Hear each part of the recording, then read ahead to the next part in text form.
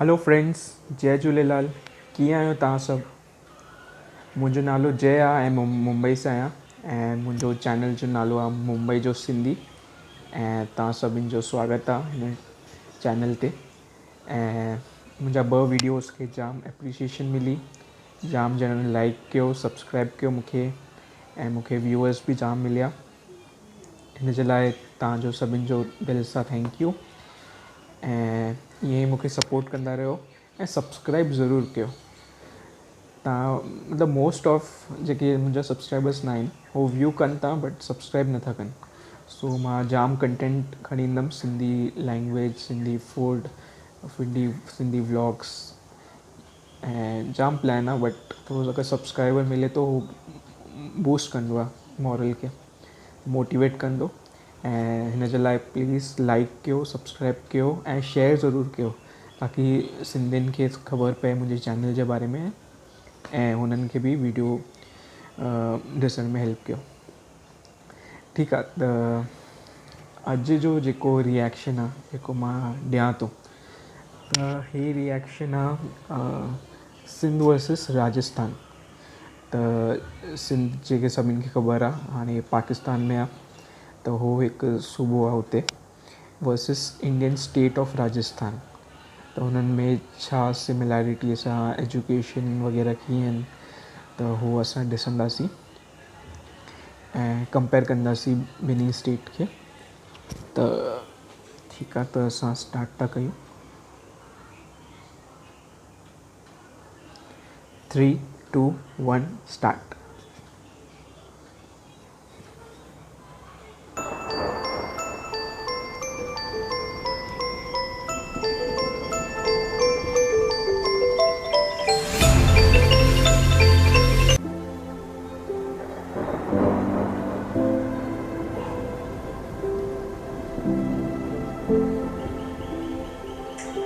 या कल्चर जाम सेम आहे राजस्थान ऐं सिंध जो। सिंध असांजी प्यारी थींदी।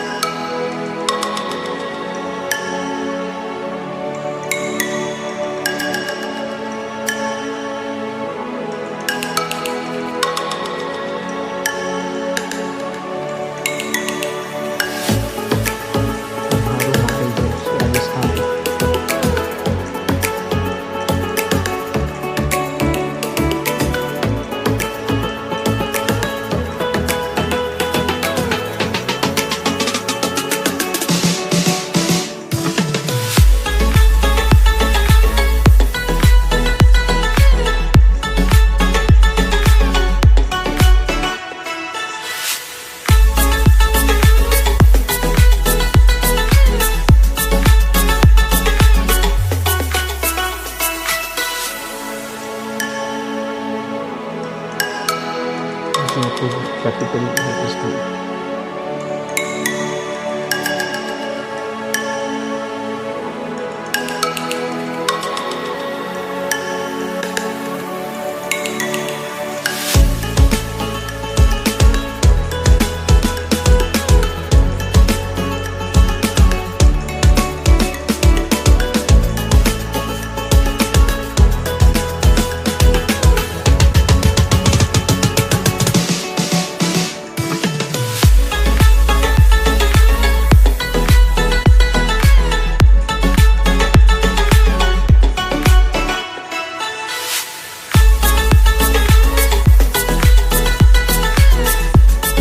दाल बाटी फेमस है।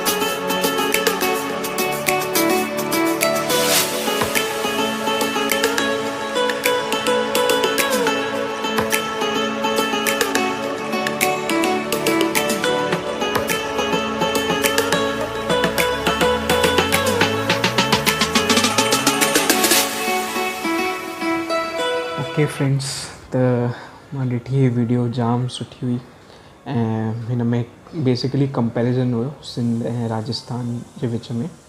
त हिन में ॿुधायो कि कल्चर वाइज़ ॿई सेम आहिनि बट हाणे डिफरेंट कंट्रीज़ में आहिनि। त लॻभॻि सेम आहे। लैंग्वेज बि वधीक करे सेम आहे। ऐं थार डेज़र्ट जेको आहे उहो इंडिया में बि आहे ऐं पाकिस्तान में बि आहे, सिंध में। त लैंग्वेज वाइज़ कल्चर वाइज़ जाम सिमिलैरिटीज़ आहिनि। ऐं हाणे कंपैरिज़न हुयो ॿिन्हिनि स्टेट जे विच में on basis of education, population, area. So Rajasthan जी एरिया वॾी आहे कंपैरेटिवली ऐं पॉपुलेशन बि वॾी आहे।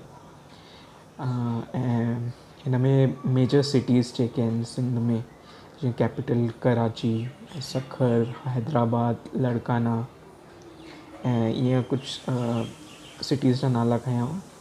ऐं हिन जा श्राइन लाल शाहबाज़ कलंदर जेको फेमस आहे सिंध में श्राइन, त हो ऐं शिव मंदिर हुयो हिकु आई थिंक बदीन में। ऐं ॿ टे ॿिया श्राइन्स हुया जेके सिंध में हुया। ऐं राजस्थान में अचूं त हिते जयपुर जेका कैपिटल आहे ऐं मेजर सिटीज़ जयपुर, उदयपुर, जैसलमेर। ऐं हिते अजमेर शरीफ दरगाह जेकी आहे उहो फेमस श्राइन आहे। ऐं करणी मंदिर, खट्टू श्याम मंदिर ऐं ईअं कुझु मंदिर हुया जेके फेमस आहिनि राजस्थान में।